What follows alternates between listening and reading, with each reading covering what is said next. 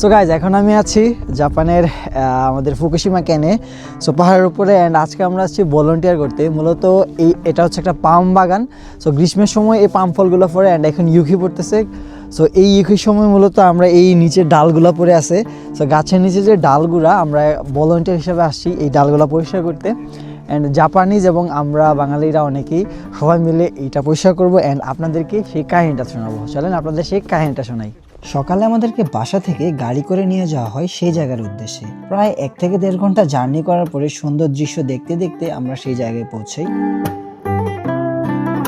So এখন হচ্ছে আমরা জাপানিজের জন্য ওয়েট করতেছি। আমরা প্রায় 10 মিনিট 15 মিনিটের মতো হয়ে গেছে এখানে আসছি, অ্যান্ড হাঁটাহাঁটি করতেছি, জায়গাটা চিনতেছি, ভালো লাগতেছে, ছবি তুলতেছি। অ্যান্ড জাপানিজদের জন্য ওয়েট করতেছি, তারা আসলে দেন তাদের সাথে মিলে আমরা একসাথে কাজ শুরু করব।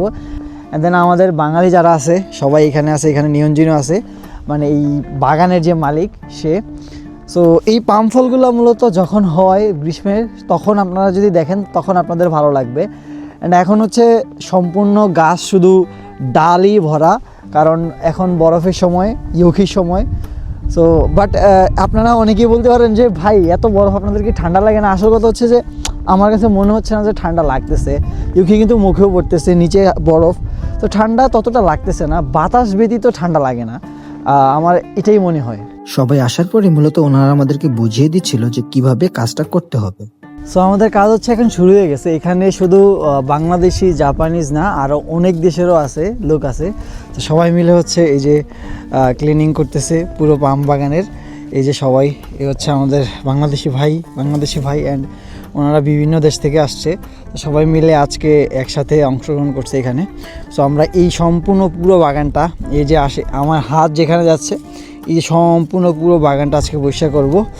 অ্যান্ড এটা কিন্তু আমরা টাকার বিনিময়ে করতেছি না, এটা আমরা ফ্রিতে করতেছি।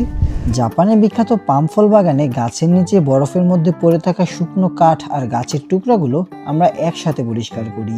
বরফ, ঠান্ডা আর পরিশ্রম সবকিছুর মধ্যেও ছিল আলাদা একটা আনন্দ। সো আমরা মোটামুটি হচ্ছে হাফের মতো পরিষ্কার করে ফেলছি, ওই যে ওইখান থেকে এইখান পর্যন্ত। আর হচ্ছে এই যে লাস্ট এই মাথা আছে, এই মাথা পর্যন্ত আমরা পরিষ্কার করব।